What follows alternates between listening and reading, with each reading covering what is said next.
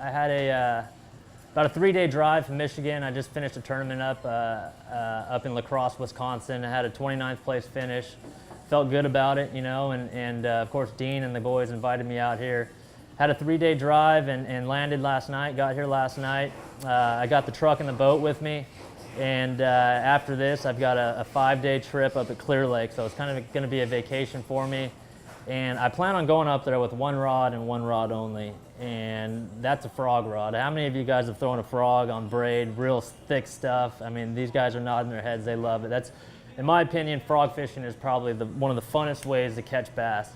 Not only do you see them, it's a topwater frog, hollow-bodied frog that you fish on top of matted cover, even in open water, scattered toolies around lay-down wood. Not only do you see the fish eat it, the topwater frog, but you get to jack them as hard as you want. I mean, I don't care if it's a cast that's, you know, 50 yards out or right here in front of you 10 feet out. I mean, when they eat it, you swing and you hit them hard. This is a Strike King KVD frog. It comes with extremely sharp and thick hooks. You need that thick hook when you're fishing around that heavy vegetation and braided lines and a stiff rod. I like to use a 50-pound braid. There are a lot of great braids on the market. I prefer a Seaguar Konzen braid. It just gives it that castability. Again, that nose stretch is what you're looking for in a frog line. And what I look for when I'm throwing these frogs is anything that looks froggy. I mean, if it's green, I like fishing around vegetation, of course. On the California Delta, on Clear Lake, you'll see a lot of moss. We call it cheese. If it's green, it'll be green, yellow on top. Anything that provides a canopy for those bass in the summertime is where you want to throw a frog. I mean, a perfect scenario on the California Delta, especially this time of year, would be slight current. The current provides a little cooler water. When you mix that cooler water and current with an overhanging piece of cover, like lay-down toolies or cheese, moss, that combination of the two provides excellent frog habitat. It's real simple. I mean, you pitch the frog out there, or you know, skip it up under a tree or a log or something like that. Kind of let the ring settle. You hear that a lot with topwater lures. You let it hit the water. Let the rings kind of disperse and settle, and you're right in that fish's wheelhouse, usually on that first cast right there. So frog fishing is very, very subtle. I see a lot of guys make the mistake of casting it out there, making a huge splash, and then just, you know, jerking it all the way back in, and the frog's doing this, and it's going back and forth. That's not what you want in a frog, in my opinion. You want to hit your target. If you see a nice, good-looking spot over there with shade or moss or scum, you want to pitch it right onto there, right onto that spot, and then just give it real short pops. Just one, two. I mean, for those of you just sitting right there, you can see that frog, and that's what you want, is you want it to walk back and forth, just like that. That's upside down right now, of course, but you just want it to walk back and forth. The biggest tip I could give you with frog fishing has to be, you want to move that frog as much as you can without moving it.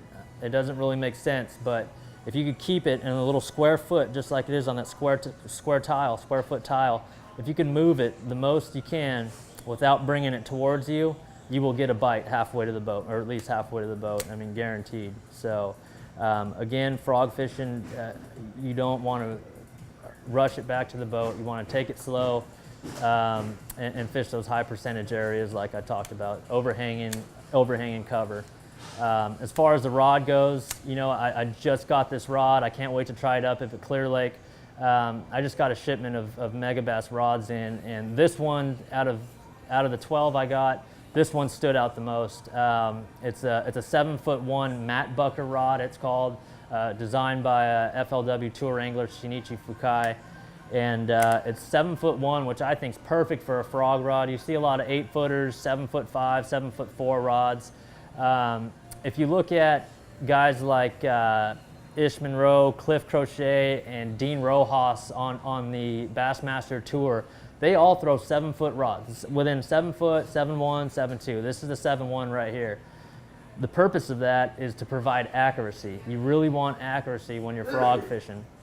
It's not one of those deals where you just go down the bank and you just see a whole mat, a quarter-mile mat, and you try to be, and you try to fish all of it, and there's no accuracy there. What I'm trying to say is you want to be accurate when you're frog fishing, and a 7'1" rod provides that, in my opinion. So again, when I go up to Clear Lake the next 5 days, this will probably be the only rod in my hands.